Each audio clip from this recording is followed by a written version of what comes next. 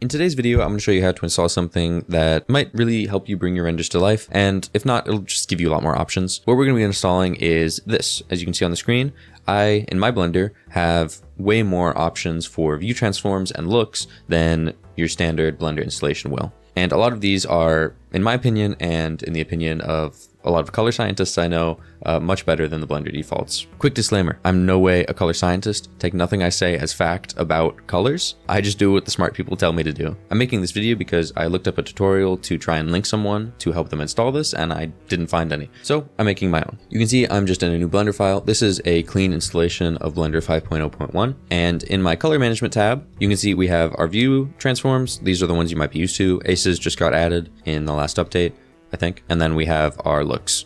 And there's not very many. Now, the way you install the new ones, there's two versions. I'm going to show you both of them. I think one is preferred, but I'll show you both. The first way we're going to do this is we're going to just install it directly in the Blender directory. But first, we obviously need to download these files. This link will be in the description, or you can just type PixelManager GitHub into Google and get it. But you're going to go to this GitHub repository and go to code and download zip, and that will download PixelManager. Once you've downloaded that, you'll have this zip file, and you can just extract it in however you want. I'm using WinRAR, you can use 7-zip, etc. So I'm just going to extract it here, and we'll get this new folder called PixelManager Master, and that will have all of our new view transforms. Now, the first thing we can do is we can just paste these into Blender directly. So I'll show you how to do that. Currently, I'm going to be using a portable version of Blender, which means everything that it needs is just contained in here, but it'll be basically the same for a normal Blender installation. So what you're going to do is you're going to go to where you have Blender installed, and then go to the version number, in this case 5.0, and then data files, color management, and then in here, we have our normal Blender color management config. Now, since I'm going to show you two methods, I'm actually going to copy this color management folder and just paste it in my desktop so that I have a backup of it. So I'll leave that there. And then I'm going to go back in here and just delete all of this. And we can replace it with what we just downloaded from PixelManager. So I'm going to put that in there, and you can see it replaces all of that. And then if I go back into this folder and open this Blender version, you can see we now have all of our new view transforms and looks. I think my favorite is probably OpenDRT, or I don't know why this one is called this, to be honest,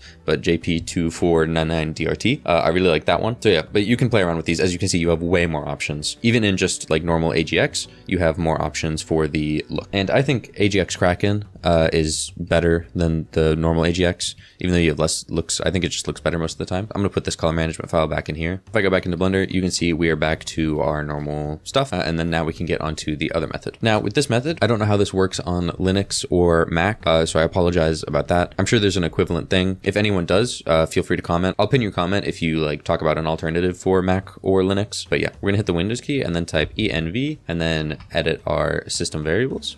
And this will bring up this window. And then you can just go to environment variables.